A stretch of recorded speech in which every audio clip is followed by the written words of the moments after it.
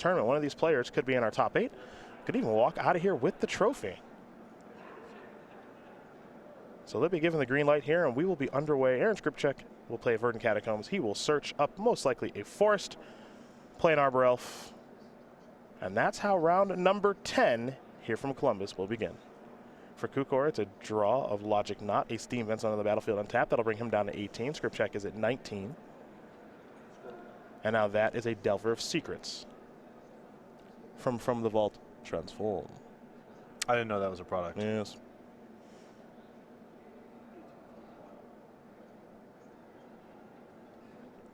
We'll go over to Skrzpcak now. He will draw. Picked up a forest. Has a copy of Kessig Wolfrun in hand. You see the Stomping Ground in his hand as well.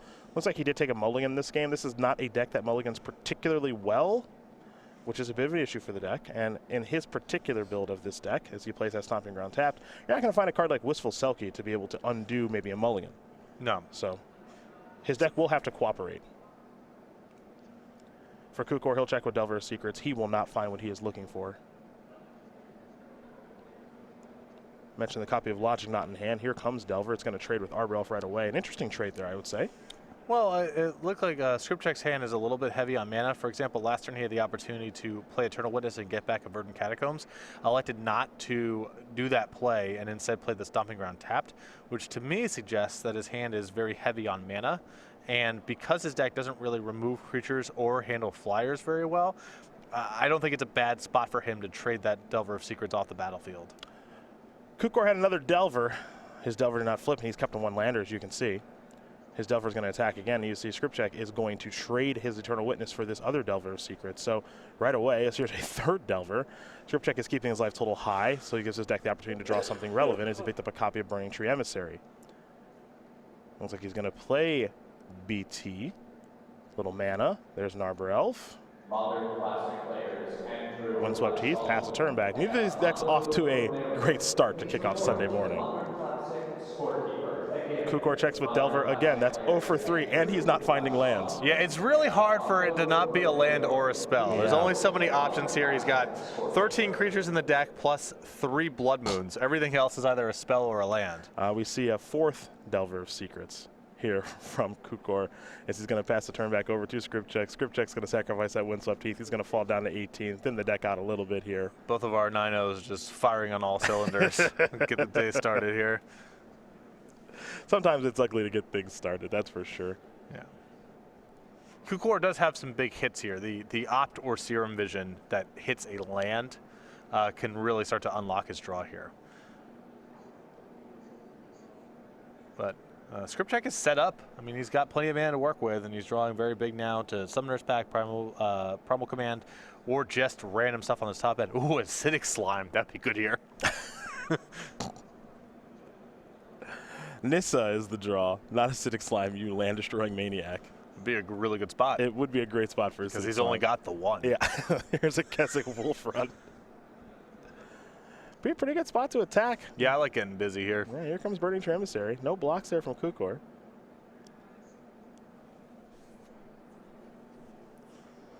And just a little bit of damage going to come through. The follow-up appears to be this Nissa Voices Zendikar. Skrzpcak just figuring out how he wants to tap for the Planeswalker. There it is. Not a card you see a lot of in Modern, but you will find it in Skrzpcak's deck here this weekend. 3 copies in the main deck. Looks like Skrzpcak here making a Saproling. It's a little bit risky, but the upshot here is that if Kukor flips these Delvers, presumably he's not making his land drop. So it's one or the other. How do we do, Delver player? Is it Blood Moon? Are you kidding me again? It was a Spirebuff. Okay, so he'll take that. I mean, you know, you'd ideally like them to flip this turn, but land number 2 is not a bad consolation prize. Big shout out to Judge and beloved Magic community member Elliot Raff. He is our 0-1 plant token here for Nissa Voices Zendikar. Here's a Serum Visions. Draw a card, a copy of Bedlam Reveler. Now Scry 2. If he can't flip Delver now, he'll never be able to. He appears to be... Yeah, two. That's why that card's good. You get to Scry 2. Looks like a land and an Electrolyze. Doesn't feel like a bad set of cards here. Seen worse. All right, Kukor's done with that Serum Visions. There's a Spirebuff Canal. Got there. Let's see if Skrzpcak can actually draw something pretty good here. He's waiting for a big payoff. Didn't get a great look at what he drew. There's a forest. Doesn't need any more of those. I mean, I suppose land's not too bad because he has a copy of Kessig Wolf Run. And there's a Summoner's Pact. Okay, here we go. That's a real card. Here we go. That's a real Magic card. Here we go. All right, what are we going to dial up here? Hornet Queen. Ooh, that or Ruach Thaw. Yes. There it is. It is very good against Delver of Secrets. That's true. That's true. That's some top-level analysis once again. I know you've had your coffee this morning. I saw it. See, you get it with Nissa. It's a it's a combo. You get it. It's a combination of cards. Yeah. It was Death Touch and Trample with Kessig Wolf Run. Is that bad? Look that up in the rules document. I'm gonna be I want to see if we actually have Hornets with us. No. Couple busy bees. See what Skrzpcak here wants to do with the Nissa. Yeah, I can plus it to make another 0-1 plant token, or perhaps. Oh yes. Spread out some counters on all these wonderful creatures. Which way will he go? Yeah, I like going down here. Yeah, me too. Also does a nice job of fading Electrolyze. There's a lot to like. Yes. Now, he hasn't seen Electrolyze, but I think he can also maybe make a bit of an assumption here. It'd be weird if this person's blue-red Delver deck did not have any copies of Electrolyze. Yeah, it'd be a little strange. You can see all the dice here, making all of his creatures bigger, thanks to Nissa, and Burning Tree Emissary is going to come in here for 3. You see Skrzpcak there with a die on top of his deck there, making sure that he remembers to pay for Summoner's Pact. Yes, Electrolyze. There it is. Timely. Little late. Had some spots where it could have been good. We are probably past that point. Delver Secrets will transform into Insectile Aberration. 2/3/2 flyers. They also had some spots where they would have been good. Yes. They are also a little worse now. Like turn 2. Yeah. Would have been really good. Yeah. Would have been really good. May have been easier for Mr. Kukor to win this game. However, things have not broken his way just yet. And putting the Electrolyze on top of the deck, on the Serum Vision last turn, he was looking at Electrolyze and a third land and wanted to put the Electrolyze on top to flip the Delvers. And now these Insectile Aberrations have very little value, and he's down his land drop for the turn.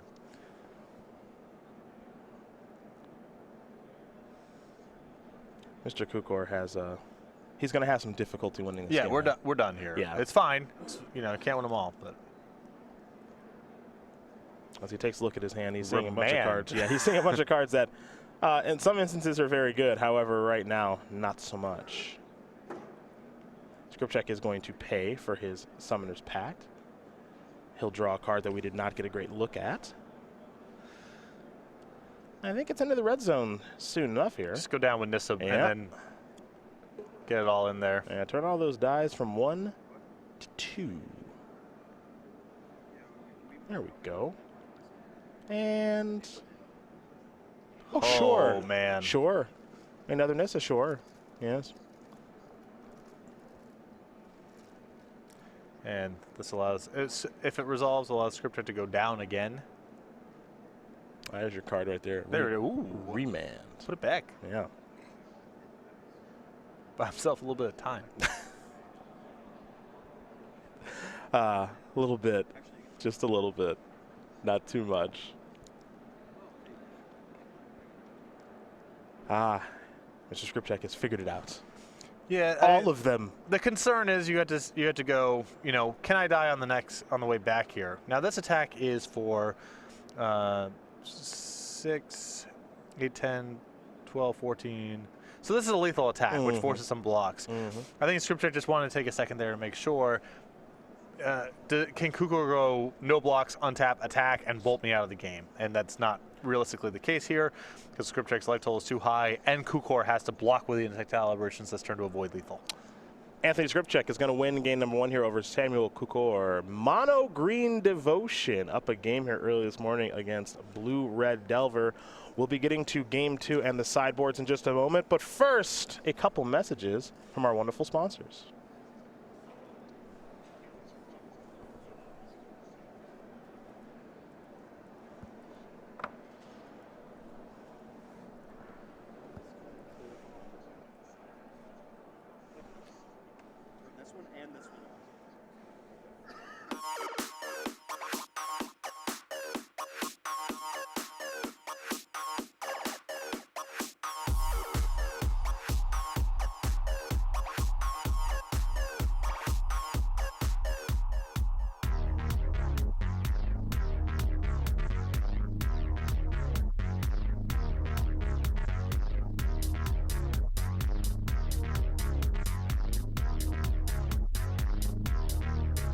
go.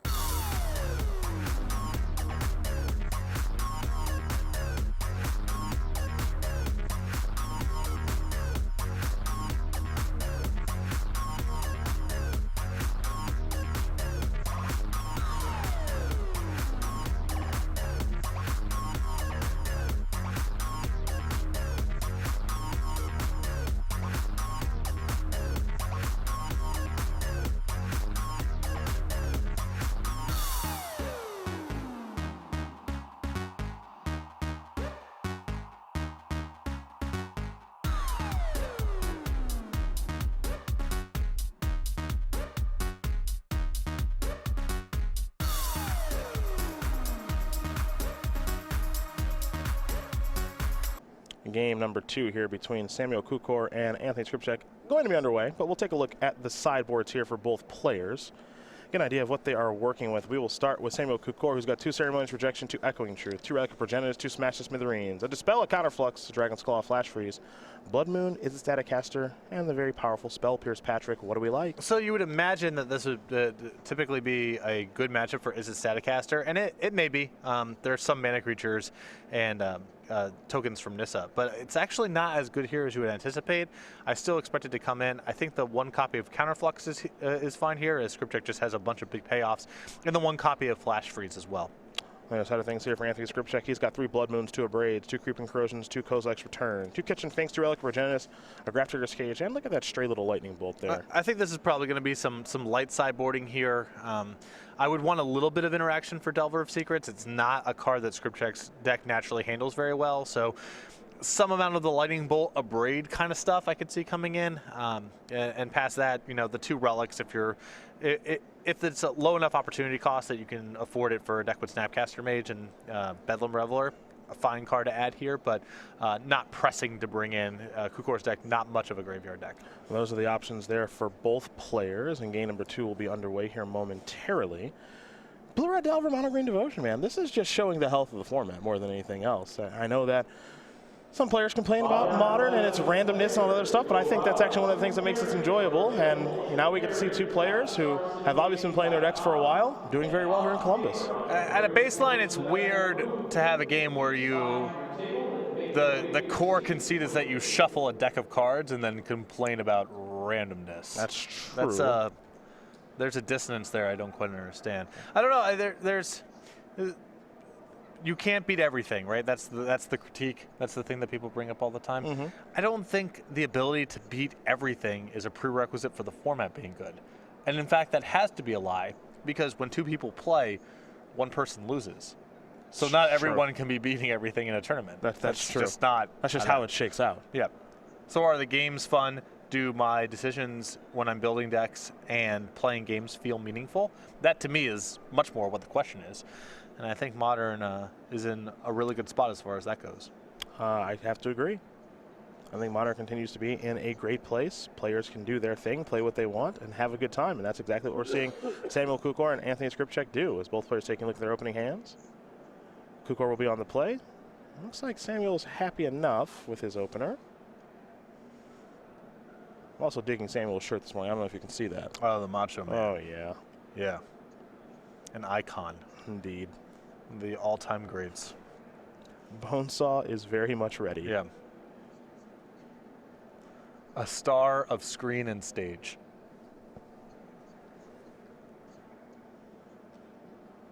All right, they've been given the green light. We will play some Magic here. That is a Scalding Tarn. Down to 19.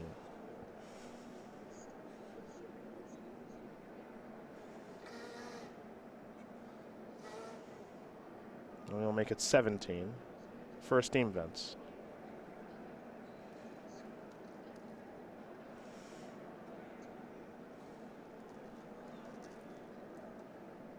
Now to Delver of Secrets again. We saw this song and dance before. It looks like Kukor has kept a 1-lander again. Okay. I did not get a look to see if there was a cantrip in this hand. Utopia Sprawl there for Skrzpcak. Gonna name green as there is a Serum Visions. Now this game could be a bit of a runaway. Well, Serum Vision that's the hit you want here on the one lander. You want to both flip the Delver and make your second land drop. It looked like he had a copy of Serum Vision already in the hand. I think this is a fine 7-card hand to keep. Delver is so good in the matchup. Yes, it's his best thing. He needs to get the game over with early, and Skrzpcak does not handle flying particularly well. Scry 2 here for Kukor. Both these cards are going to go to the bottom, so it looks like he hasn't found a land. He did not draw a land, nor was there a land in that top 2. Skrzpcak will draw. That's some sort of red card. Is that an Abrade? Some sort of so. promo? Yeah. Game day, or what have you? Well, if that is, take that opportunity to kill that Delver right now. That's what I recommend.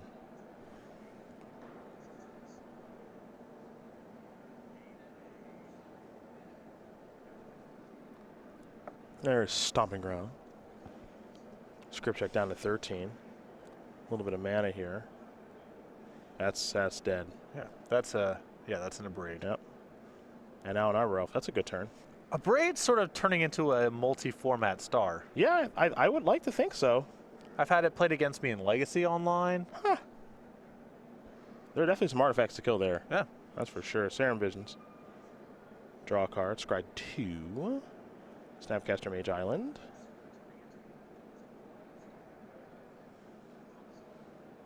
There is an island. Another Serum Visions. Draw a card. So Kukor here is getting off the ground a little bit here, but it's still concerning in the matchup where I think his advantage is early on in the game. And now at this point, even if he makes his land drops and starts playing some cards, he is likely, I think, to be outclassed just by Skrzpcak's big mana and big plays. Yep, totally agree. There's a Forest. This is a Kitchen Finks. That's a hard card for Blue or Delver to beat, too. So I'm a little surprised to see this one coming after board because I think that Kukor's advantage is mostly in the air. That said, if you think that your mana is going to be taxed or you just want to play underneath the counterspells a little bit, I think it's a respectable card to bring in, and it's really good in this spot with Kukor having nothing in the air. He's just on Snapcaster Mages, Bolts, Cantrips, counterspells. Finks is very good in this spot. Yeah, stuff that Finks interacts with very, very well, as Kukor is going to simply pass the turn back after playing the third land. We'll go back over to Skrzpcak.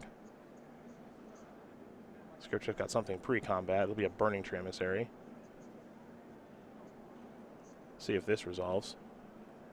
Keep in mind, Anthony has not played his land yet for the turn, so it makes you wonder if perhaps he has a copy of Nykthos in hand. Also has Arbor Elf available too, so access to a lot of mana to play over the top here.